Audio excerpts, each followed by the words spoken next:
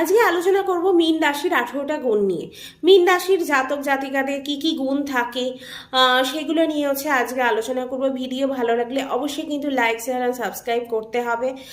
আর জেনে নেব কি কি মীন রাশির জাতক জাতিকাদের গুণ থাকে। এটা চন্দ্র আর লগ্ন দুটো অনুযায়ী আজকে আলোচনা করব মীন রাশিদের কি কি গুণ থাকে। মীন রাশির বেদাংশ অনুযায়ী বেদ শাস্ত্র অনুযায়ী 12 নম্বর রাশি। মালিক দেবগুরু বৃহস্পতি। শুক্র এখানে উচ্চ হয়, বুধ এখানে নিচ হয়, দ্বিস্বভাবের রাশি হয়, জলতত্ত্ব রাশি এরা। তারপর এরা খুবই প্রথম যে গুণটা, এরা খুব আশাবাদী হয়। তারপর আশাবাদী বা নিরাশা হয়ে যায়। তারপর হট করে কিন্তু স্যাড হয়ে যায়।